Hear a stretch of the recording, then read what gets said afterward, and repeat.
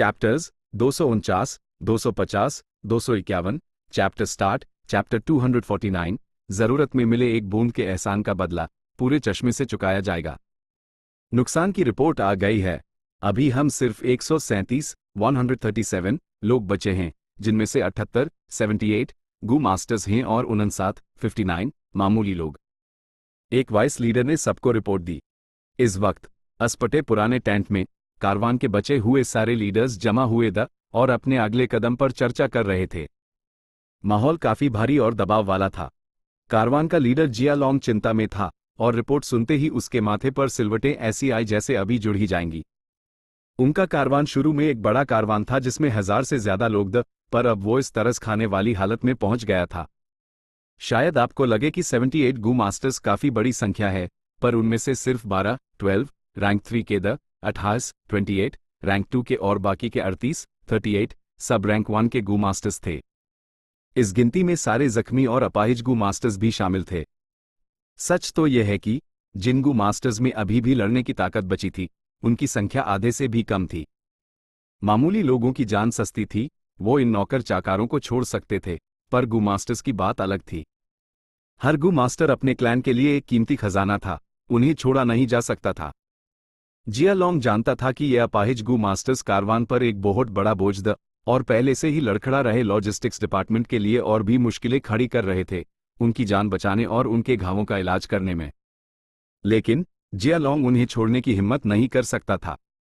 अगर उसने गू मास्टर्स को छोड़ दिया तो मोराल पूरा टूट जाएगा और बचे हुए सारे गू मास्टर्स खुद को असुरक्षित महसूस करेंगे, पूरा कारवान बिखर जाएगा।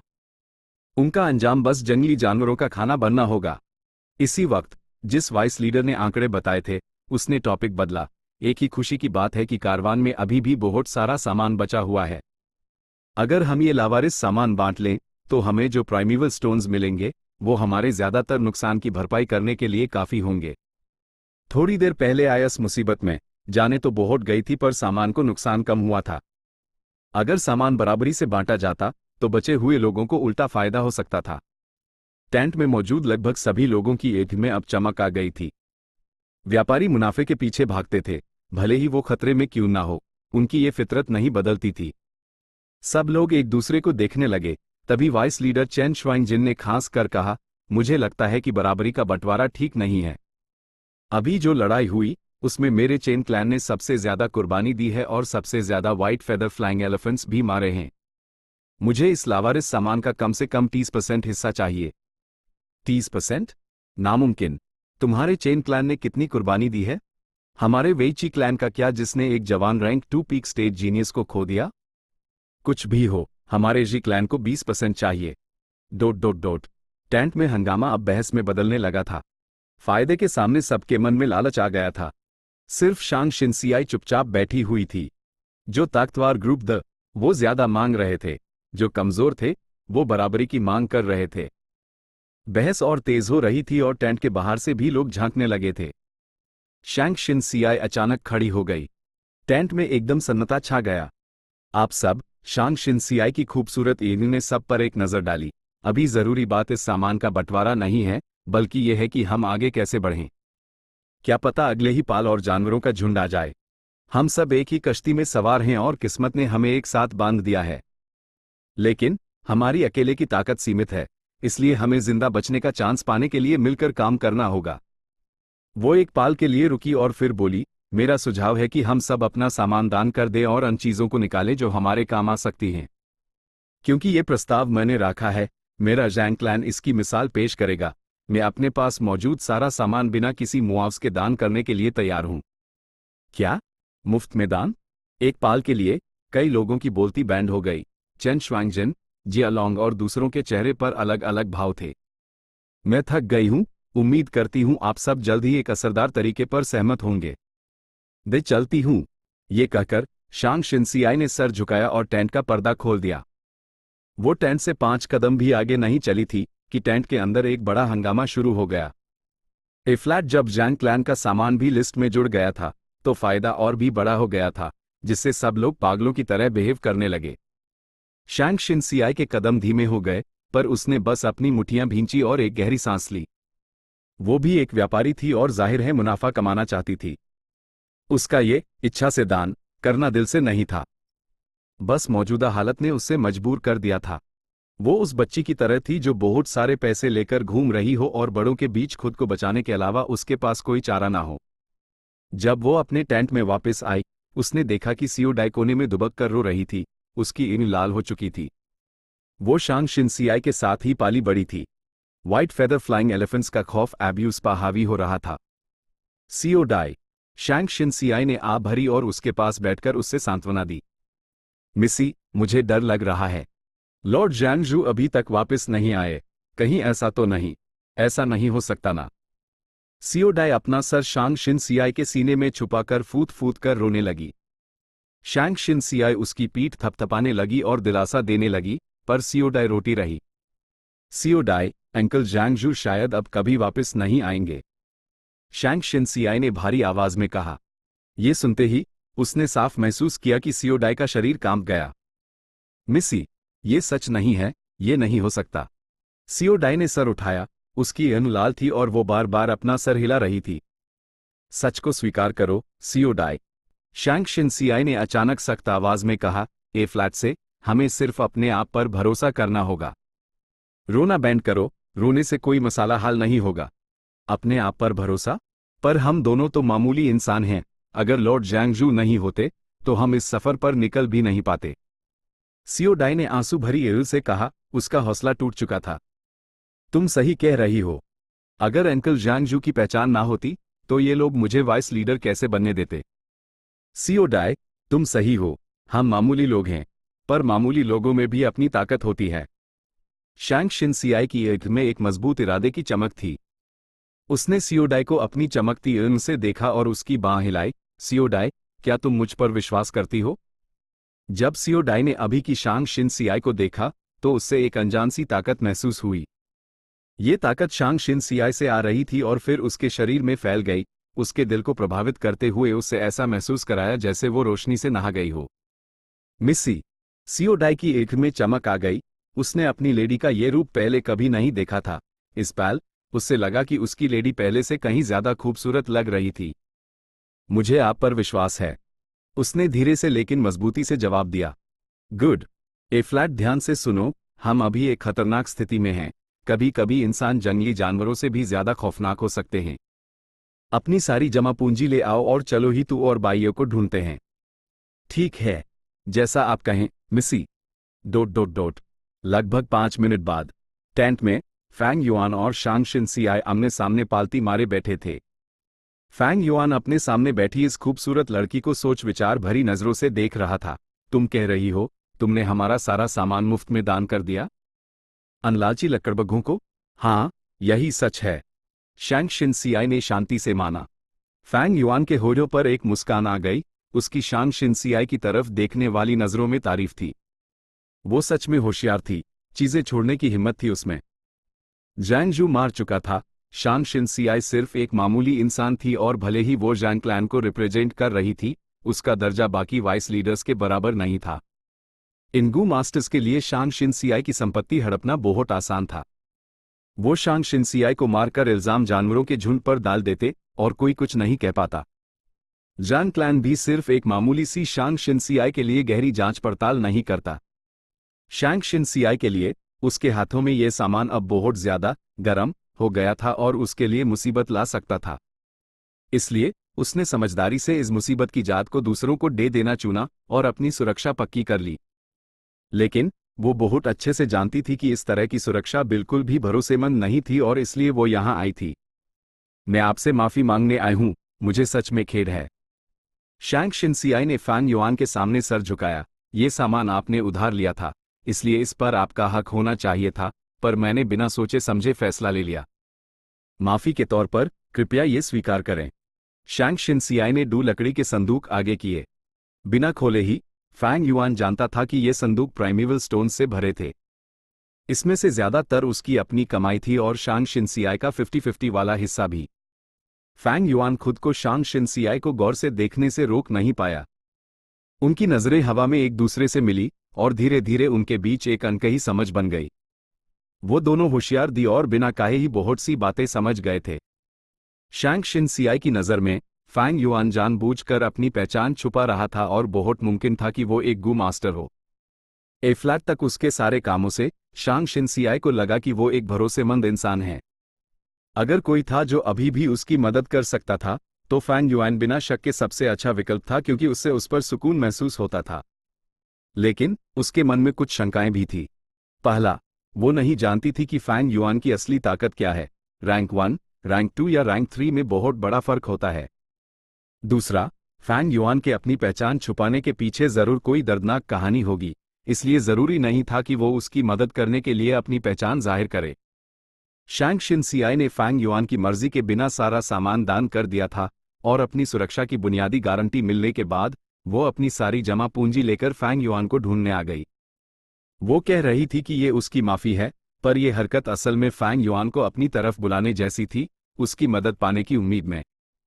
वो जानती थी कि फैंग युआन और वो एक ही तरह के लोग और होशियार लोगों की अनकही समझ तक पहुंच सकते थे। दोनों एक दूसरे को काफी देर तक देखते रहे, फिर फैंग युआन ने मुस्कुरा कर चुप्पी तोड़ी। ये प्राइमेवल स्टोन्स, बेहतर होगा कि लेडी जांग आप ही इन्हें वापस ले लें। शांग शिनसियाई का चेहरा हल्का सा पीला पड़ गया और उसका दिल डूब गया। उसकी समझ के मुताबिक फैंग युआन के इन प्राइमेवल स्टोन्स को माना करने का मतलब था कि वो उसकी मदद करने से माना कर रहा है। लेकिन वो इसके बारे में क्या कर सकती थी? भले ही वो कुछ कहती, फैंग युआन पहले ही उसका एहसान कई बार चुका था। दुनिया में बहुत कम लोग थे जो ऐसा करते। शांग शिनसियाई कुछ मांग नहीं सकती थी, लेकिन अगर ही तू उसकी मदद नहीं करता तो और कौन था? By you. वो तो मुश्किल ही लगता था। उन दोनों का रिश्ता बहुत गहरा लगता था। वो एक साथ ही आगे बढ़ते या पीछे हटते। शांग शिनसियाई को कोई और इंसान नहीं सूझ रहा था। उसके खूबसूरत चेहरे पर एक फीकी मुस्कान आ गई। मैं समझ गई। पर ये प्राइमेवल स्टोन्स आपके लिए मेरा तोहफा है। मामूली लोगों के पास खजाना हो तो मुसीबत आती है, अगर आप इन्हें नहीं लेंगे तो शायद मुझे ये भी दान करने पड़ेंगे। फैंग युआन हंसा। लेडी जांग, आपने मुझे गलत समझा। जब मैं और बाई कारवान में नए नए आए थे, हम बहुत बुरी तरह जख्मी थे और बस मरने ही वाले थे। हमारी ताकत बिल्कुल खत्म हो चुकी थी और हमारे सामान पर कुछ ताकतवर नौकर भी नजर गड़ाए हुए थे। सच में, जब आप नीचे गिरते हैं तो कचरा लोग भी आपको सताने आ जाते हैं। ये आप ही थी जिसने हमें पनाह दी और ठीक होने के लिए काफी वक्त दिया। इस एहसान को हमारी जान बचाने जैसा देखना गलत नहीं होगा। और मैं वो इंसान हूं जो मेहरबानी का बदला देता है और दुश्मनी का बदला लेता है। भले ही आप एक मामूली इंसान हैं, मैं आपको मानता हूं और यहां तक कि आपकी इज्जत भी करता हूं। इतनी बड़ी आबादी में हमारा मिलना किस्मत की बात है। जरूरत में मिले एक बूंद के एहसान का बदला पूरे चश्मे से चुकाया जाएगा। जान बचाने के एहसान की तो बात ही छोड़ दीजिए। प्राइमेवल स्टोन्स वापस ले लीजिए, मैं अपनी पूरी ताकत से आपकी हिफाजत जरूर करूंगा। आह! शांग शिनसियाई हल्की सी चीख को रोक नहीं पाई। उसकी पलकें कांपी और उसकी एड़ी लाल हो गई, आंसुओं से भर गई। उसके आंसुओं की वजह से फैंग युआन उसकी नजर में धुंधला सा दिख रहा था, लेकिन उसके दिल में फैंग युआन की छवि बेहद साफ हो गई थी। चैप्टर 250 सच में डेमोनिक गू मास्टर्स। कहते हैं ना, सोने पे सुहागा से बेहतर है जरूरत में मदद करना। मुश्किल वक्त और उथल पुथल इंसान का असली रंग दिखा देती है। लेकिन फैंग युआन को शांग शिनसियाई के भावों से कोई लेना देना नहीं था। अगली बात सच में जरूरी थी। उसने बात जारी रखी, एक चीज है जो मुझे तुम्हें बतानी है। कृपया बोलिए। शांग शिनसियाई ने अपनी मोती जैसी उंगलियों से अपनी एड़ी के कोने पूछे और अपने मूड को ठीक किया। बाई यू और ने डिमोनिक पाथ के गू मास्टर्स हैं, फैंग युआन ने कहा। शांग शिनसियाई को कोई हैरानी नहीं हुई और उसने सर हिला दिया। यूज पहले से ही इसका अंदाजा था। पहले जैंग जू ने भी यही अनुमान लगाया था और उस फैंग और बाई से सावधान रहने को कहा था। इसलिए वो मानसिक रूप से तैयार थी और इस चौंकाने वाले बयान को शांति से स्वीकार कर सकती थी। यूज कल्टिवेट करने की योग्यता नहीं थी और ऊपर से वो एक नाजायज संतान थी। उसके अलग जीवन के अनुभव ने उस जल्दी हाई मच्यो बना दिया था और दुनिया की प्रकृति की गहरी समझ दी थी। इससे भी बढ़कर अभी उसके पास कोई और बेहतर विकल्प नहीं था। फैंग युआन की आवाज ठंडी हो गई। डिमोनिक पाथ के लोग जालिम और बेरहम होते हैं। बाई और में भी इससे अलग नहीं है, हमने जाने ली हैं। शांग शिनसियाई ने अनजाने में अपने होठ भींग अंडस को सींच लिए। तुम्हें मुझ पर भरोसा करना होगा, तभी मैं तुम्हारी मदद कर पाऊंगा। लेकिन चिंता मत करो, जब मुझे लगेगा कि मैंने तुम्हारा एहसान पूरी तरह चुका दिया है, मैं चुपचाप चला जाऊंगा। दूसरे लोग तुम्हें डेमोनिक गू मास्टर्स से नहीं जोड़ेंगे, लेकिन उससे पहले बाइयो और मैं जैंग क्लैन के गू मास्टर्स के रूप में सामने आएंगे। मैं उम्मीद करता हूं कि तुम हमारी पहचान साफ कर दोगी, फैंग युआन ने बेपरवाही से कहा। शैंग शिनसियाई की आंख में एक मजबूत इरादा दिखा। लॉर्ड हीतू, आप मुझे बस शिनसियाई बुला सकते हैं। आप डेमोनिक पद से हैं, लेकिन आप साफ दिल और उसूलों वाले इंसान हैं। शिनसियाई पुराने ख्यालों की नहीं है, वो नेक दिलगू मास्टर्स तो ज्यादातर ढोंगी ही होते हैं। आपका संरक्षण मिलना मेरी खुशकिस्मती है। हा हा हा। फैंग युआन जोर से हंसा और शांग शिनसियाई को गहरी नजरों से देखा। बस बाद में पछताना मत। शैंग शिनसियाई कुछ कहने ही वाली थी कि टेंट के बाहर से एक आवाज आई। जैंग शिनसियाई इसी टेंट में है? ये एक घमंडी और जवान लड़के की आवाज थी। लॉर्ड गू मास्टर, कृपया वहीं रुकिए। मिसी अंदर एक जरूरी चर्चा कर रही हैं। सीओ डाई ने इस आदमी को रोका। जरूरी चर्चा? हाँ हाँ, तुम्हारे जैंग क्लैन का सारा सामान तो दान हो चुका है, अब कौन सी जरूरी बात हो सकती है? अस आदमी ने ताना मारा। लॉर्ड गू मास्टर, आ। सीओ डाई अचानक चीखी और फिर उसके जमीन पर गिरने की आवाज आई। हट यहां से, नीची जात की गुलाम, मेरी आओफेई की राह रोकने की हिम्मत कैसे हुई? शैंग शिनसियाई की खूबसूरत ईनी में फौरन घबराहट और चिंता चमक गई। वो उठने ही वाली थी, लेकिन फैंग युआन ने उस रोक दिया। टेंट का पर्दा अचानक उठा और एक धोखेबाज सा दिखने वाला जवानगू मास्टर दोनों के सामने आ गया। जैंग शिनसियाई। जवानगू मास्टर की नजर फौरन शांग शिनसियाई के शरीर पर पड़ी। उसने अपनी हवास भरी इच्छा को छुपाने की जरा भी कोशिश नहीं की। हाँ, तुम यहां थी, मैं तुम्हें हर जगह ढूंढ रहा था। उसने अपने होठ मोदे और सर उठाया। शांग शिनसियाई को ऐसे देख रहा था जैसे सब कुछ उसके कंट्रोल में हो। शांग शिनसियाई हरे कपड़ों में थी और एक नाजुक कमल जैसी लग रही थी। उससे ज्यादा खूबसूरत शायद ही कुछ हो। ये खूबसूरत छवि कारवान में कई दिलों में बस चुकी थी। आओफेई उनमें से एक था। वो हमेशा उसके लिए तरसता था और उससे कई बार पाने की कोशिश की, लेकिन शांग शिनसियाई ने हमेशा माना कर दिया। उसने जोर जबरदस्ती करने का सोचा, लेकिन जैंग जू की मौजूदगी के कारण उस खुद को रोकना पड़ा। ए फ्लैट। कारवान में जैंग क्लैन का इकलौता गू मास्टर जैंग जू मर चुका था। शैंग शिनसियाई सिर्फ एक मामूली इंसान थी, लेकिन इतनी खूबसूरत थी। आओफी अपने दिल में उसके लिए लालची था और अब उस ये मौका मिल गया था। आओफेई की हवास भरी और हमलावर नजर ने शांग शिनसियाई का दिल कांपने पर मजबूर कर दिया। उसका मूड उदास हो गया। उसने अपनी मर्जी से सामान छोड़ दिया था, लेकिन फिर भी सुरक्षा नहीं पा सकी। उसकी खूबसूरती एक श्राप बन गई थी। ये नेक दिलगू मास्टर्स जो आमतौर पर शिष्ट दिखते थे, अब उन्होंने अपने नकाब उतार दिए थे। शैंग शिनसियाई को साफ पता था कि यह आओफेई सिर्फ सबसे बेसबर वाला था और उसके जैसे अभी भी कई और भेड़िए थे। मैं नहीं जानती कि लॉर्ड आओफेई किस काम से आए हैं? शैंग शिनसियाई खड़ी हुई और सलाम करते हुए पूछा। हाँ। आओफेई ने सर पीछे करके हंसा। मैं तुम्हारी मदद करने आया हूं, शिनसियाई। डार्लिंग, तुम्हारी रक्षा करने वाला गू मास्टर अभी तक नहीं लौटा, वो जरूर मर गया है। तुम सिर्फ एक कमजोर औरत हो, और जब तक तुम मुझ पर निर्भर रहोगी, तुम सुरक्षित जी सकती हो। बेचारी लड़की, तुम्हें मेरा शुक्रिया अदा करने की जरूरत नहीं है, मैं इतना ही दयालु हूं, बस मेरे साथ चलो। ऐसा कहकर वो शांग शिनसियाई को पकड़ने के लिए आगे बढ़ा। शांग शिनसियाई का चेहरा सफेद पड़ गया। आखिरकार वो एक जवान लड़की थी और पीछे हटने से खुद को रोक नहीं सकी। इस नाजुक और दया भरे रूप ने आओफेई के अंदर की हवास को और भड़का दिया। मिसी, आप उनके साथ नहीं जा सकती। सीओ डाई टेंट में भागकर आए और अपनी बाहें फैलाकर आओफेई के सामने खड़ी हो गई। आओफेई गुस्से में आ गया और फौरन सीओ डाई को एक थप्पड़ मारा। सीओ डाई जमीन पर लुढ़क गई, उसका गाल सूज गया था। यूज चक्कर आ रहे थे और थप्पड़ से उसके कान बज रहे थे। CO die. शैंग शिनसियाई जल्दी से नीचे झुकी और उस सहारा दिया। मिसी, जल्दी जाइए। भले हाई में मर जाऊं, मैं आपको मिसी को ले जाने नहीं दूंगी। सीओ डाई धीरे धीरे खड़ी हुई और आओफेई को गुस्से से घूरने लगी। उसकी ईड़ में डर, गुस्सा और एक मजबूत इरादा भी था। तू नीच नौकरानी, मरना चाहती है, मैं तेरी इच्छा पूरी करूंगा। आओफेई गुस्से से पागल हो रहा था। उसने अपना हाथ उठाया और नीचे मारा, लेकिन अगले हाई पैल एक मजबूत हाथ कहीं से प्रकट हुआ और उसकी कलाई को जोर से पकड़ लिया। कौन है? आओफेई चूक गया, लेकिन जब उसने यूएस आदमी को देखा जिसने उसकी कलाई पकड़ी थी, तो उस सिर्फ एक बदसूरत नौकर दिखा। इतनी हिम्मत! आओफेई का चेहरा गुस्से से भर गया। उसने अपनी कलाई छुड़ने की कोशिश की, लेकिन फैंग युआन का हाथ लोहे के चिमटे जैसा था और जरा भी नहीं हिला। कुत्ते गुलाम, अभी भी अपना हाथ नहीं छोड़ता? आओ फेई का गुस्सा चरम पर पहुंच गया था और मारने की नियत में बदल गया। वो अपने प्राइमेवल एसेंस को एक्टिवेट करने ही वाला था कि फैंग युआन अचानक मुस्कुराया। उसका पूरा चेहरा जले हुए निशानों से भरा था और उसका एक कान भी नहीं था। इस वक्त जब वो मुस्कुराया तो वो बेहद भयानक लग रहा था। आओ फेई का दिल फौरन धड़क उठा। फैंग युआन ने अपना हाथ छोड़ दिया था। फिर उसने अपना पैर उठाया और आओ फेई के पेट में एक जोरदार लात मारी। बैंग! आओ फेई को बस एक ऐसी जबरदस्त ताकत महसूस हुई जिसका वो सामना नहीं कर सकता था।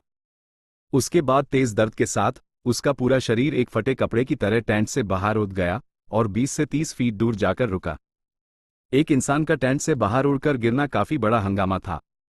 आसपास के लोग तमाशा देखने के लिए रुक गए। जब आओ फेई बाहर उड़ा तो टेंट का पर्दा फट गया।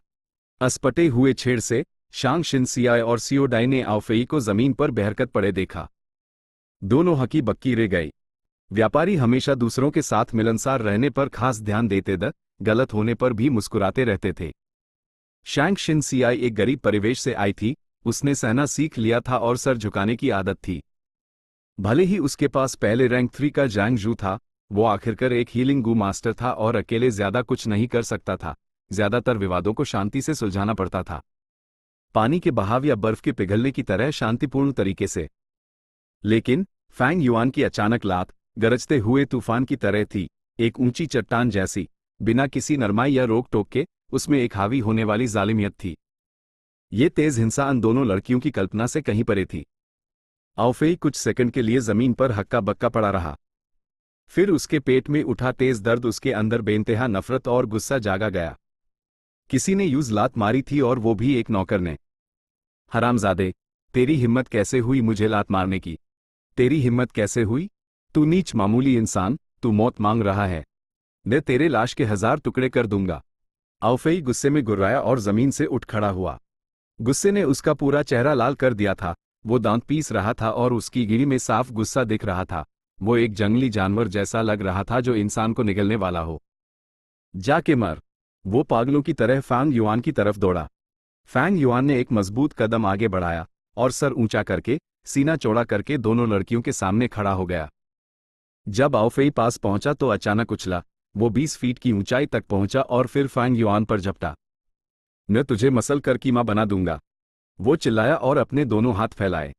अपने गू के असर से उसके हाथ 3 गुना से भी ज्यादा बढ़ गए और जब वो बेरहमी से फैंग युआन पर गिरे तो हवा भी चीखती हुई महसूस हुई, जो उसकी हिंसा की ताकत का इशारा दे रही थी। अगर फैंग युआन सच में एक मामूली इंसान होता तो वो आओ फेई के हाथों जरूर कीमा बन जाता, एक भयानक मौत मरता। लेकिन वो मामूली इंसान नहीं था। इतना ही नहीं, वो एक रैंक 2 अपर स्टेज का गू मास्टर था। और ना सिर्फ वो एक रैंक 2 अपर स्टेज का गू मास्टर था, उसके अपचर में rank 3 peak stage snow silver primeval essence का एक हिस्सा भी था। रैंक 2 में एडवांस होने के बाद से फैंग युआन का अपचर कुछ स्नो सिल्वर प्राइमेवल एसेंस को समा सकता था। खासकर जानवरों के झुंडों के लगातार हमलों के दौरान फैंग युआन ने किसी भी अनहोनी से बचने के लिए स्नो सिल्वर प्राइमेवल एसेंस का एक हिस्सा स्टोर कर लिया था। इसलिए फैंग युआन शायद रैंक 2 अपर स्टेज पर था, लेकिन उसकी लड़ने की ताकत यूएस तक सीमित नहीं थी। और ये आओ फेई सिर्फ एक रैंक 2 इनिशियल स्टेज का कचरा था। वुश! आओ फेई के हमले से उठी तेज हवा दोनों लड़कियों के बंधे हुए बालों को उड़ा रही थी। आओ फेई को एक देवता की तरह नीचे आते देखकर सियोडाई का चेहरा मौत के डर से सफेद पद गया था। उसके दोनों हाथ बेहद ताकत से नीचे आ रहे थे। शैंग शिनसियाई का दिल भी जोर से धड़क रहा था और वो चिल्लाए बिना नहीं रह सकी, संभाल के। फैंग युआन बस हल्के से हंसा और अपनी उंगली से इशारा किया। स्पाइरल बोन स्पीयर गू! एक घूमता हुआ हड्डी का भला अचानक आसमान की तरफ निकल पड़ा। क्या? आओ फेई चूक गया, उसका दिमाग उलझ गया और उसने फौरन बचने की कोशिश की। हड्डी के भले ने उसके बचाव को चीरते हुए उसके कंधे को बे दिया और स्कैप्यूला पर जाकर रुक गया। घाव से ताज़ा खून बहने लगा। दर्द ने आओ फेई के नीचे आने की गाती को फौरन रोक दिया और वो बुरी तरह से जमीन पर गिर गया। तुम एक गू मास्टर हो!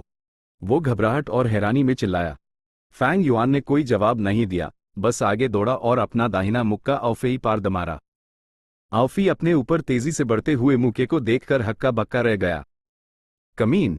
उसने गाली दी और फौरन अपने गू वर्म को एक्टिवेट किया और अनजाने में हमले को रोकने के लिए अपने पंखे जैसे बड़े हाथ उठाए। बैंग! डू सूरन और एक मगरमच्छ की ताकत फुट पड़ी।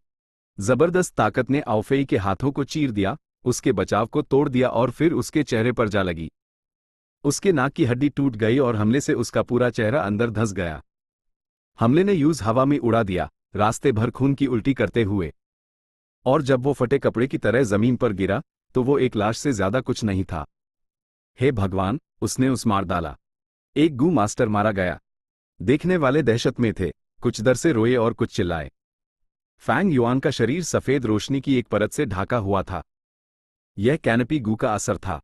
इस रक्षा कवच के बिना वो अपनी मर्जी से अपनी ताकत का इस्तेमाल नहीं कर सकता था। गू, वो एक गू मास्टर है। सीओ डाई की उड़ सॉसर के साइज की हो गई। शैंग शिन सीआई भी हैरानी से हक्की बक्की थी। यूज फैंग युआन की पीठ को देखते हुए उसके शब्द याद आए। डेमोनिक पाथ के लोग जालिम और बेरहम होते हैं। बाइयो और में भी इससे अलग नहीं हैं, हमने जाने ली हैं। ये तो सच में डेमोनिक गू मास्टर्स थे। ... चैप्टर 251 बेटे की गलती, बाप की नाकाम परवरिश का नतीजा है। मर गया, वो सच में मर गया। क्या हुआ? आखिर यहां हो क्या रहा है? आउफेई की लाश जमीन पर एक मारे हुए कुत्ते की तरह पड़ी थी। भला ये कैसे किसी का ध्यान न खींचती? थोड़ी ही देर में यहां का हंगामा इतना बढ़ गया कि पूरे कैंप में फैल गया। ज्यादा से ज्यादा लोग जमा होने लगे। ज्यादातर आउफेई की लाश देखकर हैरानी से चिल्ला उठे और फिर घटना के बारे में पूछने लगे। पाल भर में वो जगह इंसानी दीवारों की परतों से घिर गई। हर तरफ फुफुसाहट और चर्चाएं सुनाई दे रही थी। दो लोगों में अचानक लड़ाई हुई और एक तुरंत मर गया। कितना भयानक है! कातिल वो है। किसी ने सावधानी से फैंग युआन की तरफ इशारा किया। फैंग युआन अपने सीने पर हाथ बांधे, सर ऊंचा किए खड़ा था। वो बेपरवाही से उसी जगह खड़ा रहा और आसपास की बातों को ऐसे नजरअंदाज कर दिया जैसे वो अस्तित्व में ही ना हो। अरे, वो तो सिर्फ एक नौकर है, वो एक गू मास्टर को कैसे मार सकता है? कुछ लोगों को शक होना लाजमी था। वो नौकर नहीं है, मैंने खुद उसे एक सफेद भला फेंकते और आउफेई को एक हाई मुक्के में मारते देखा है। मेरी तो रूह कांप गई। एक गू मास्टर जिसने पूरी घटना देखी थी, उसने कहा। एक सफेद भला? ये सुनते ही चेन शिन का दिल अचानक उछाल पड़ा। उसने गलती से जांग जू की मौत देखी थी और फैंग युआन के स्पाइरल बोन स्पीयर की छवि उसके दिमाग में गहराई से बस गई थी। इसलिए जब उसने ये संवेदनशील शब्द सफेद भला सुना, उसने तुरंत दोनों दृश्यों को जोड़ लिया। क्या हो रहा है? आखिर यहां हुआ क्या है? जिया लॉन्ग की नाकश आवाज गूंजी। आह, यह तो कारवान के लीडर और वाइस लीडर्स भी आ गए। भीड़ ने जल्दी से रास्ता बना दिया। कोई मर गया है। ठीक है, कोई मारा गया है। अरे, यह तो वाइस लीडर आओ का बेटा नहीं है? इस दृश्य को देखने वाले एक वाइस लीडर ने धीमी आवाज में कहा। उसके बोलने के तुरंत बाद एक दर्दनाक चीख सबके कानों में गूंजी। आ, मेरा बेटा! क्या हुआ तुम्हें? क्या हुआ तुम्हें? एक शख्स तेजी से आउफेई की लाश की तरफ दौड़ा, फिर अचानक उसकी गाती धीमी हो गई। यह शख्स आओ क्लैन का आओयांग गोंग था। वो छोटा और पतला था और उसकी नाक बाज जैसी थी। आउफेई का चेहरा पूरी तरह कुचल गया था। उसका दिमाग और खून मिलकर जमीन पर एक छोटा सा तालाब बना रहे थे। साफ था कि उसकी जीवन शक्ति पूरी तरह से बुझ चुकी थी। आओयांग गोंग ने अपनी एंड अपने बेटे की लाश पर टिका दी। उसके चेहरे से आंसू बहने लगे। मेरे बेटे, तुम कितनी बुरी मौत मारे। कौन था वो? कौन था जिसने मेरे बेटे को इतनी बेरहमी से मारा? मैं उसके टुकड़े टुकड़े कर दूंगा। वो गुस्से से पागल हो रहा था और उसकी चीख एक दीवाने की बड़बड़ाहट जैसी थी। जैसे कि उसके सवाल का जवाब हो। सबकी नजरें फैंग युआन पर आ टिकी। फैंग युआन ने हल्के से मुस्कुराते हुए शांति से कहा, हाँ, मैंने ही मारा है। अंधे हो क्या? इतनी देर से यहीं खड़ा हूं और तुम मुझे देख नहीं पाए? ऐसे घमंडी जवाब से भीड़ में तुरंत खलाबली मच गई। जिया लॉन्ग और दूसरे वाइस लीडर्स भी चिंता में पड़ गए। फैंग युआन का निडर अंदाज उन्हें हिचकिचाने पर मजबूर कर रहा था। खासकर फैंग युआन के नौकर वाले कपड़े उन्हें इस स्थिति की गहराई समझने नहीं दे रहे थे, इसलिए उन्होंने सावधानी से किनारे रहने का फैसला किया। तुम हो कातिल? आओयांग गोंग ने फैंग युआन को घूर कर देखा। उसकी नजर चाकू जैसी तेज थी, लेकिन नफरत से लगभग पागल होने के बावजूद उसने हमला नहीं किया। फैंग युआन थोड़ा हैरान हुआ। उसका अपना बेटा उसके सामने मारा पड़ा था, लेकिन यह आओयांग गोंग असल में अपने मारने की इच्छा को दबाए हुए था और उस पर झपटा नहीं। सच तो यह है, जो लोग व्यापार के लिए बाहर सफर करते थे, उनमें से कौन होशियार नहीं था? आओ यांगोंग इतना लंबा जी चुका था और अपनी यात्राओं में जीने मरने का आदी था। वो एक बुजुर्ग था और आओ क्लैन में इतने ऊंचे पद पर होना उसकी काबिलियत का सबूत था। लेकिन उसके हमला न करने का मतलब ये नहीं था कि फैंग युआन भी नहीं करेगा। सच कहूं तो आओ फेई के आने से फैंग युआन बेहद खुश हुआ था। वो यूज एक मिसाल बनाकर दूसरों को चेतावनी देगा और उसकी मजबूत मौजूदगी फिर भीड़ को डरा सकती थी। लेकिन सिर्फ एक आओ फेई इसके लिए काफी नहीं था। पर अगर वो इस आओ यांगोंग को भी इसमें जोड़ दे, हा, वो तो एकदम परफेक्ट होगा। फैंग युआन के होठ एक बुरी मुस्कान में मुड़ गए जब उसने सोचा, बूढ़े आदमी, तुम बिल्कुल सही वक्त पर आए। तुम्हारे बेटे ने हमारे क्लैन की लेडी के साथ बदतमीजी करने की हिम्मत की। मेरे दिल का गुस्सा अभी तक शांत नहीं हुआ है। तुम्हारे बेटे ने जुर्म किया क्योंकि तुमने उस ठीक से अनुशासन नहीं सिखाया। इस सब की असली जात तुम हो। अब अपनी जान देकर इसकी कीमत चुकाओ। ये कहने के बाद वो आगे दौड़ा और पलक झपकते ही वो आओ यांगोंग से टकराने हाई वाला था। आओ यांगोंग की दाढ़ी गुस्से से हवा में उड़ने लगी। ये क्या बकवास थी? ये कौन सा टेढ़ा तर्क था? ये बंदा साफ साफ कातिल था, लेकिन इल्जाम उस पर लगा रहा था कि वो मुख्य दोषी है।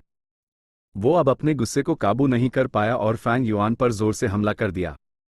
बैंग! दोनों एक दूसरे से टकराए। एक दबी हुई आवाज आई और उनके चारों तरफ हवा का झोंका उठा। फैंग युआन लगातार 5 से 6 कदम पीछे हटा, तब जाकर वो टक्कर के झटके को सह पाया। उसके ऊपर का हल्का कवच कमजोरी से कई बार चमका और फिर स्थिर हो गया। उसके अपचर में कैनपी गू पहले ही सुस्त हो चुका था। इसके विपरीत आओ यांगोंग एक कट्टी पतंग की तरह हवा में उड़ गया। उसने हवा में ही खून की उल्टी की और जब वो जमीन पर गिरा तो मुश्किल से खड़ा हो पाया। उसका चेहरा पहले ही कागज जैसा सफेद हो चुका था। कोई भी देखकर बता सकता था कि कौन ज्यादा ताकतवर था। ये कैसे हो सकता है? वो बदसूरत आदमी साफ साफ रैंक 2 गू मास्टर की औरा दिखा रहा है। आओ यांगोंग कमजोर पैट गया। वो बुढ़ा हो गया है और कमजोर हो गया है। इसके विपरीत वो आदमी अपने फायदे का पूरा इस्तेमाल कर रहा है। वाइस लीडर्स ने जल्दी से स्थिति का विश्लेषण किया। तू मौत को दावत दे रहा है। आओ यांगोंग उनकी पहली टक्कर के बाद ठीक हुआ। उसका गुस्सा और भी बढ़ गया। वो चाहता था कि वो तुरंत फैंग युआन के टुकड़े टुकड़े कर दे। थोड़ी देर पहले उसने उम्मीद नहीं की थी कि फैंग युआन पहला हमला करेगा और फैंग युआन के बारे में कोई जानकारी ना होने के कारण स्थिति की गंभीरता में वो ठीक से सोच नहीं पाया और फैंग युआन से आमने सामने टकराने का फैसला किया। बदमाश, मैं तुझे रैंक 2 और रैंक 3 के बीच का फर्क बताऊंगा। आओ यांगोंग गुस्से में दहाड़ा और फैंग युआन पर झपटा। फैंग युआन निडर था जब उसने कैनपी गू को बनाए रखा। एक हाथ में स्पाइरल बोन स्पीयर, दूसरे में ब्लड मून गू और पैरों में जंपिंग ग्रास के साथ वो भी आओ यांगोंग की तरफ दौड़ा। भीड़ जल्दी से पीछे हट गई। एक बड़ा सा खाली इलाका बन गया। आओ यांगोंग रैंक 3 इनिशियल स्टेज पर था और Fang Yuan rank 2 upper stage पर। उनके कल्टिवेशन बेस के बीच का अंतर बेहद ज्यादा था, जिसमें एक छोटे रल्म और एक बड़े रल्म का अंतर भी था। लेकिन फैंग युआन की स्थिति बहुत असामान्य थी। उसके पास बाइनिंग बिंग से उधार लिया हुआ स्नो सिल्वर प्राइमेवल एसेंस था और वो ZY एडिटार रैंक 3 गू वॉर्म्स का इस्तेमाल करता था। उसकी कुल लड़ने की शक्ति आओ यांगोंग से भी ज्यादा थी। दोनों 5 राउंड तक लड़ा, लेकिन फैंग युआन अभी भी हावी था। भीड़ इस स्थिति से हैरान थी। यह आखिर हो क्या रहा है? एक रैंक 3 गू मास्टर असल में एक रैंक 2 गू मास्टर के हाथों दब रहा है। ये तो मजाक है। भीड़ इस दृश्य पर विश्वास नहीं कर पा रही थी और कई के चेहरे पर तो हैरानी के भाव थे। कुछ और राउंड्स के बाद फैंग युआन ने पूरी तरह से अपनी बढ़त बनाए रखी और आओ यांगोंग को मजबूती से दबा रहा था। भीड़ के एक छोटे से हिस्से को कुछ समझ आया। ये बदसूरत आदमी रैंक 2 की औरा दिखा रहा है, लेकिन उसका असली कल्टिवेशन जरूर इससे ज्यादा है। सही, वो जरूर अपनी औरा छुपाने के लिए कोई गुवर्म इस्तेमाल कर रहा है। हमने पहले जब वो नौकर होने का नाटक कर रहा था तब पता नहीं लगा पाए। ये आदमी सच में जालिम है। वो आओ यांगोंग के जरूरी अंगों पर निशाना लगा रहा है। आओ यांगोंग के लिए मामला ठीक नहीं लग रहा। इस वक्त आओ यांगोंग के दिल में लगातार शिकायतें थी। उसने सोचा था कि वो फैंग युआन को आसानी से हरा देगा, लेकिन ये सोचना कि ये आदमी असल में भेद की खाल में भेड़िया निकलेगा। कोई आश्चर्य नहीं कि उसने हमला करने की पहल की और निडर दिखा। वो इसलिए क्योंकि उसका कल्टिवेशन बेस उससे कम नहीं था। यह आदमी सच में बहुत नीच और बेशरम था। कुछ और राउंड्स के बाद नतीजा सबके सामने साफ था। ज्यादातर भीड़ देख सकती थी कि आओ यांगोंग की स्थिति कितनी खराब होगी। आओ यांगोंग का हारना पक्का है। अगर ये चलता रहा तो वो मारा जाएगा। आओ यांगोंग दूसरे आदमी से कमजोर है और लड़ाई की शुरुआत से ही धीरे धीरे हार रहा है। वो अपने बेटे की मौत का बदला नहीं ले पाएगा। ये बदसूरत आदमी सच में ताकतवर है। इतनी जबरदस्त ताकत और जालिम तरीकों के साथ आखिर ये आदमी कहां से आ गया? मैं इस आदमी को जानता हूं। ये वही नौकर है जिसने फीहू पहाड़ पर कई बैंडिट मंकी किंग्स को हराया था। भीड़ एक के बाद एक टिप्पणी कर रही थी। वो चिंतित, उत्सुक, डरे हुए और हैरान थे। तुम दोनों रुक जाओ, यहां जरूर कोई गलतफहमी हुई है। आओ यांगोंग को फैंग युआन के हाथों मरते देख जियालोंग कारवान के लीडर के रूप में अब और चुप नहीं बैठ सकता था। वो तेजी से लड़ाई के मैदान में गया और लड़ाई को रोका। इस वक्त आओ यांगोंग पहले ही पसीने से भीग चुका था। उसका दिल मौत के डर से तेजी से धड़क रहा था और उसका चेहरा मौत जैसा सफेद था। जियालोंग के शब्द सुनकर उसने तुरंत खुशी महसूस की और उम्मीद की एक किरण देखी। उसने तुरंत फैंग युआन से दूरी बनाई और जियालोंग के पास चला गया। फैंग युआन ने तेजी से अपनी आंख घुमाई और समझ गया कि वो आओ यांगफेई तक वक्त पर नहीं पहुंच पाएगा। उसने जोर से हंसी और उसकी गाती रुक गई। जियालोंग भाई, सही वक्त पर आए, चलो मिलकर इससे बोन स्पीयर से मार डालते हैं। ये शब्द सुनते ही पूरी भीड़ हक्की बक्की रह गई। ये बदसूरत आदमी लीडर जियालोंग को जानता है? ये पहला विचार था जो भीड़ के मन में आया। इतने प्यार से सलाम कर रहा है, उनका रिश्ता काफी अच्छा लग रहा है। ये दूसरा विचार था जो भीड़ के मन में आया। नहीं, वो शायद जानबूझकर ऐसा कह रहा है ताकि उन्हें गुमराह कर सके। ये तीसरा विचार था जो भीड़ के मन में आया। जैसे कि कहावत है, जो स्थिति में शामिल होते हैं वो उलझे रहते हैं जबकि देखने वाले साफ साफ देखते हैं। देखने वाले लड़ नहीं रहे थे, इसलिए वो ज्यादा साफ सोच सकते थे। इस पल जियालोंग खुद हैरान था, क्योंकि उसने फैंग युआन से पहले कभी एक शब्द भी नहीं कहा था। आओ यांगोंग और भी ज्यादा हैरान था। वो समझ नहीं पा रहा था कि जियालोंग और फैंग युआन का क्या रिश्ता है। वो जानता था कि फैंग युआन शायद ढोंग कर रहा हो, लेकिन अगर ये सच हुआ तो? अगर ये सच हुआ तो वो फैंग युआन और जियालोंग के बीच में फंस जाएगा। ये उसकी अपनी जान का मामला था। आओ यांगोंग नेचुरली रिस्क लेने की हिम्मत नहीं कर सकता था, इसलिए उसने दिशा बदली और दक्षिण पूर्व दिशा की तरफ भागा, फैंग युआन और जियालोंग से दूर। शांत हो जाओ। जियालोंग तुरंत रुक गया ताकि कोई शक ना हो। फैंग युआन जोर से हंसा और पीछा करने लगा। आओ यांगोंग तुरंत समझ गया कि वो फैंग युआन के जाल में फंस गया है। वो कुछ कहने ही वाला था कि अचानक भीड़ से कोई बाहर निकला। बाइनिंग बिंग ने बेरहमी से हमला किया। उसी पाल एक के बाद एक 3 घूमते हुए हड्डी के भले निकले। यहां एक और शख्स था। आओ यांगोंग दहशत में आ गया और अनजाने में बिना मुड़े अपने बचाव वाले गु को एक्टिवेट कर दिया। लेकिन ये गु एक खर्च हुए तीर की तरह था। उसने 2 घूमते हुए हड्डी के भालों को रोका, लेकिन तीसरा हड्डी का भला आओ यांगफी के सर को पीछे से चीरता हुआ उसके माथे से पार हो गया। आओ यांगोंग मार गया। उसकी मौत ने सबको दर से सफेद कर दिया। मौजूद सभी लोगों के बीच एक बड़ा हंगामा हो गया। ये कारवान का एक वाइस लीडर था, एक रैंक 3 गु मास्टर। आओ यांगोंग की मौत ने कारवान के लीडर और वाइस लीडर्स को भी सफेद कर दिया, एक गहरे खतरे को महसूस करते हुए। ढीठ पागल, इन्होंने सच में एक वाइस लीडर को मारने की हिम्मत की। चलो अपनी ताकत मिलाकर इन्हें पकड़ते हैं। कौन मुझे पकड़ने की हिम्मत करता है? बाइनिंग बिंग ने अपनी पुआल की टोपी फेंक दी। उसके चांदी जैसे बाल हवा में लहराए और उसकी ठंडी ईल ने सब पर एक नजर डाली जब उसने अपना स्नो सिल्वर प्राइमिवल एसेंस पूरी तरह से जारी किया।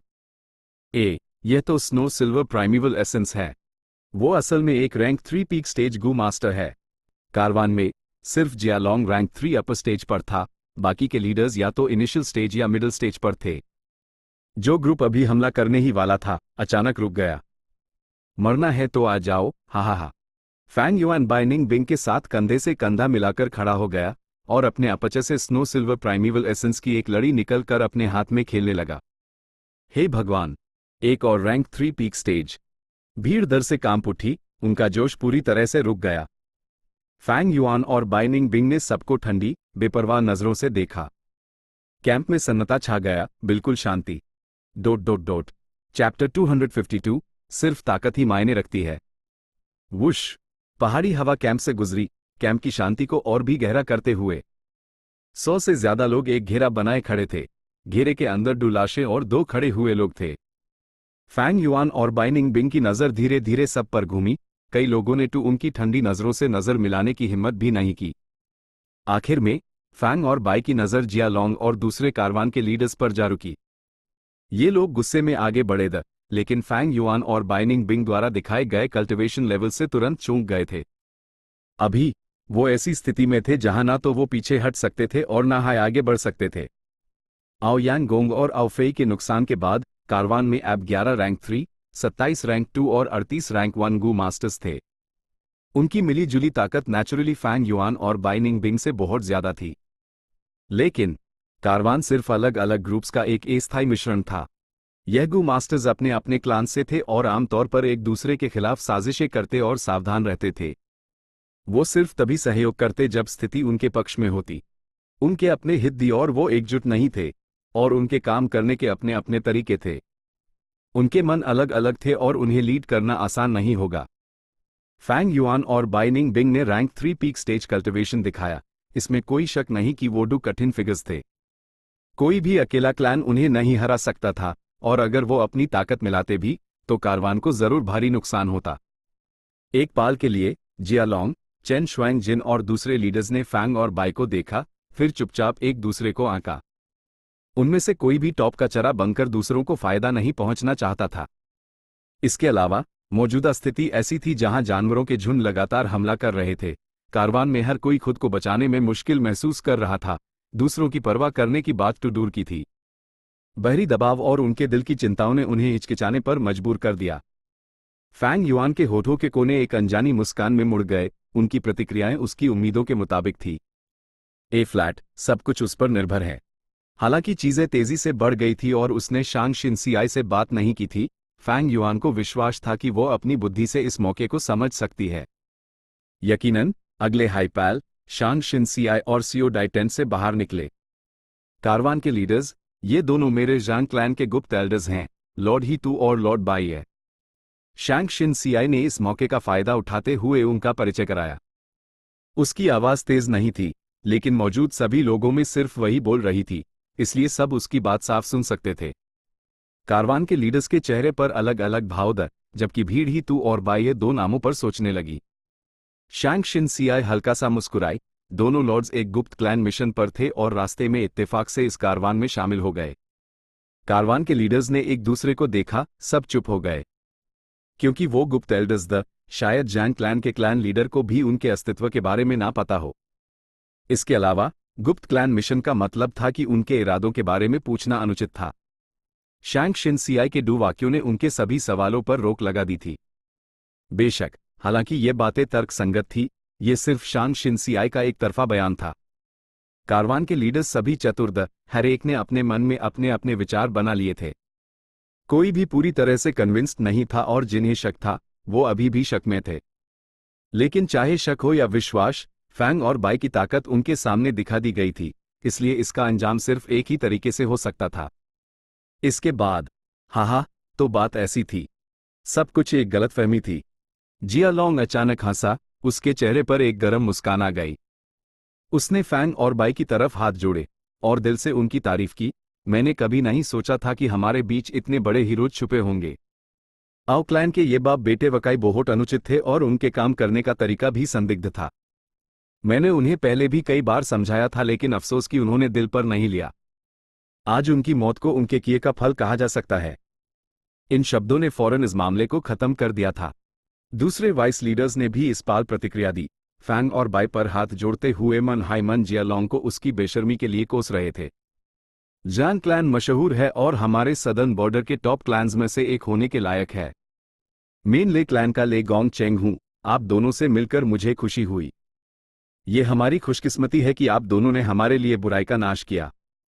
सभी वाइस लीडर्स मुस्कुराते हुए बकवास कर रहे थे, जैसे चाहे तर्क को मोड़ रहे थे। कातिल नेक प्रतिनिधि बन गए, जबकि आओ क्लैन के बाप बेटे बुराई करने वाले बन गए। जहां तक आओ क्लैन के दूसरे गू मास्टर्स की बात है, उनमें से सिर्फ 3 बचे थे। उनके बुरा माने चेहरों की किसे परवाह थी? वैसे भी आओ यांग गोंग मार चुका था। बिना एक रैंक 3 गू मास्टर के कौन हिम्मत करेगा? कौन उनके लिए खड़ा होगा? बदमाशों, अभी तक दोनों लॉर्ड्स को सलाम नहीं किया। एक वाइस लीडर ने नाखुश होने का नाटक करते हुए चिल्लाया। हम लॉर्ड ही तू और लॉर्ड बाइयो को प्रणाम करते हैं। 20 से ज्यादा लोगों ने तुरंत झुककर फैंग और बाई को सलाम किया। पूरा कैंप फिर से हंगामे में डूब गया। कारवान को भारी नुकसान हुआ है और वो संकट के कागार पर है। यह हमारी खुशकिस्मती है कि हम आप दोनों से मिले। कृपया मैं आपको टेंट में आमंत्रित करता हूं ताकि हम अपनी स्थिति पर आगे चर्चा कर सकें। जिया लोंग पास आकर उन्हें दिल से आमंत्रित किया। फैंग युआन और बाइनिंग बिंग ने एक दूसरे को देखा, फिर फैंग युआन शांग शिनसियाई की तरफ बढ़ा और सलाह ली। शिनसियाई, तुम्हारी क्या राय है? ये दृश्य देखकर जिया लोंग ने तुरंत अपने मन में शांग शिनसियाई का दर्जा बढ़ा दिया। शांग शिनसियाई ने हल्का सा सर हिलाया और एक नाजुक लहजे में बोली, मैं थक गई हूं, बेहतर होगा कि कारवान के लीडर्स मिलकर चर्चा करें। फैंग युआन ने मन ही मन उसकी बुद्धि की तारीफ की। यह आगे बढ़ने का मौका बनाने के लिए एक कदम पीछे हटने का बिल्कुल सही समय था। उसने सर हिलाया और सहमत होते हुए कहा, हमारे जांग क्लैन का सारा सामान दान हो चुका है, हमें इन चीजों में कोई दिलचस्पी नहीं है और हम दखल नहीं देंगे। ये जिया लोंग हिचकिचाया और समझने ही वाला था, लेकिन शांग शिनसियाई पहले हाई मर चुकी थी। फैंग और बाई भी एक शानदार अंदाज में चले गए बिना जिया लोंग को कोई मौका दिए इस जुर्म के सीन को दूसरों से निपटने के लिए छोड़कर। ठीक है, सब अब अपने काम पर वापस जाओ। कैंप को अभी भी मजबूत करने की जरूरत है। यह अच्छी बात है कि डू rank 3 peak stage Gu masters सामने आए। और आओ क्लैन के लोग, इन दोनों लाशों को साफ करो। आओ क्लैन के बचे हुए सिर्फ 3 गू मास्टर्स दौड़ कर आए। एक रैंक 2 मिडिल स्टेज और डू रैंक 1 गू मास्टर्स। उनकी इल्म से आंसू बह रहे थे जबकि वो अपनी नफरत को दबाए हुए सर झुकाए और बाप बेटे की लाशों को उठाया। भीड़ धीरे धीरे बिखर गई। जोश से भरे कारवान के लीडर्स टेंट में वापस आने पर अपनी शांति बनाए नहीं रख सके। उनके भाव बदल रहे थे, उनके चेहरों से झूठी मुस्कान गायब होकर गंभीरता, हैरानी, बेपरवाही और चिंता में बदल गई। जिया लोंग धीरे से मुख्य कुर्सी पर बैठा और एक उदास आवाज में बोला, डुगू मास्टर्स का अचानक प्रकट होना, इसके बारे में आप क्या सोचते हैं? HMPH, ये डू कानून तोड़ पागल हैं सर, ये आम लोगों को मार रहे हैं। वो बेचारा ओयांगोंग, हम अभी कुछ देर पहले उसके साथ यहां बैठे थे। मुझे लगता है कि इन दोनों का अस्तित्व बहुत संदिग्ध है। क्या गुप्त एल्डर्स? यह तो सिर्फ उस जैंग क्लैन की लड़की का एक तरफा बयान है। इन दोनों के व्यवहार से यह बहुत मुमकिन है कि ये डिमोनिक गू मास्टर्स हों।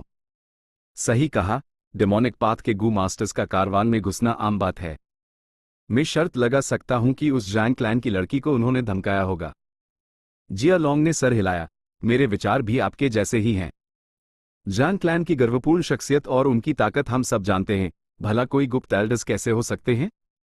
लेकिन ये दोनों जालिम हैं और रैंक 3 पीक स्टेज भी। हाँ, ये परेशानी वाली बात है। ये दोनों बूढ़े नहीं लगते, लेकिन पहले हाई रैंक 3 पीक स्टेज तक पहुंच गए हैं। ऐसी प्रतिभा, हा, हर चीज के फायदे और नुकसान होते हैं। जैसा मैं देख रहा हूं, ये भी अच्छा है। उनकी ताकत हमारी शक्ति को बहुत बढ़ा देगी। एक वाइस लीडर बोला, महत्वपूर्ण बात यह है कि हम उन्हें अपने फायदे के लिए कैसे इस्तेमाल कर सकते हैं। अभी मैंने उन्हें इन मामलों पर चर्चा करने और उनसे काम करवाने के लिए आमंत्रित करने की पहल की, लेकिन वो असफल रही। जिया लोंग ने आ भरी। HMPH, अपनी ताकत नहीं देंगे? जब जानवरों के झुंड हमला करेंगे तो कौन कुछ नहीं कर सकता? टैब, ये अन पर निर्भर नहीं होगा। एक वाइस लीडर ने नाखुश लहजे में कहा, इस मामले पर ठीक से विचार करने की जरूरत है। डिमोनिक गू मास्टर्स अहंकारी और आदिग होते हैं, उन्हें सिर्फ बाहरी दबाव से मजबूर करने की कोशिश काम नहीं आएगी, उन्हें अंदर और बाहर दोनों तरफ से दबाना होगा। मैं नहीं जानता ब्रदर गोंगसुन क्या सुझाव दे रहे हैं। मेरा सुझाव सरल है, लेकिन मुझे डर है कि शायद आपको पसंद ना आए। यह है कि सामान का एक हिस्सा अन दोनों को दे दिया जाए। वक्त आने पर वो नेचुरली अपने सामान की रक्षा के लिए आगे आएंगे। कैंप में तुरंत शांति छा गई। जिया लोंग ने चारों तरफ देखा और फिर बोला, यह सुझाव अच्छा है। इंसान दौलत के लिए मरता है और पक्षी खाने के लिए।